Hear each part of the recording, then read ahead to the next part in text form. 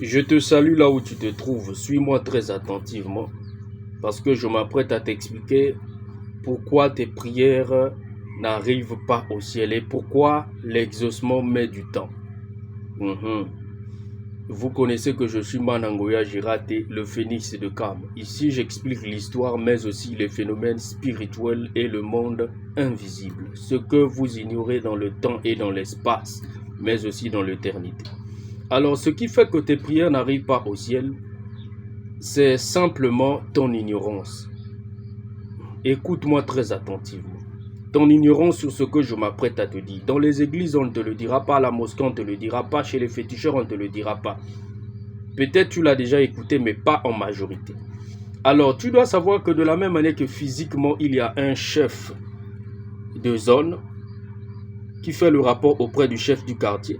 Et le chef du quartier fait le rapport auprès de la mairie. Et la mairie auprès de la mairie centrale. Et la mairie centrale auprès du préfet, si j'ai une bonne mémoire. Parce que le préfet est considéré comme le président de la ville ou de la région.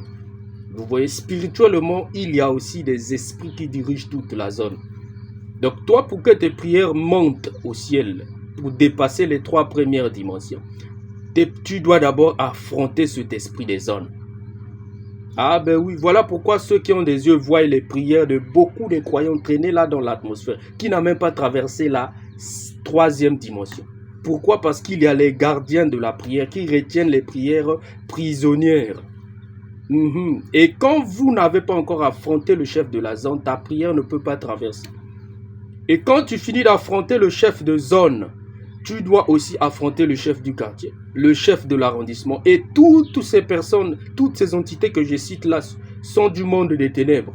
Et ces entités sont des démons, ce ne sont pas des sorciers. Ils peuvent avoir leurs représentants physiques qui sont des sorciers. Mais eux-mêmes qui détiennent le cadenas ou la clé, ce sont des démons.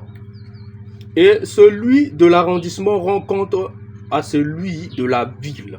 Le démon de la ville. Quand vous arrivez à affronter toute cette échelle, c'est là que vos prières peuvent traverser la 3e dimension pour arriver jusqu'à la 4e dimension.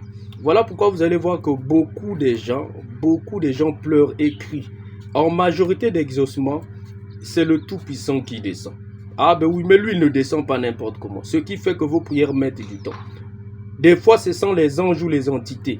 Ce qui fait que vos prières mettent du temps. Parce que ces entités-là aussi peuvent être retenues dans des atmosphères, dans des frontières spirituelles de la 4e dimension. Vous voyez?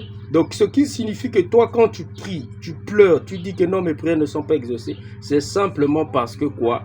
Il y a eu un gardien quelque part qui retient tes prières. Il y a des gardiens qui retiennent tes prières captives.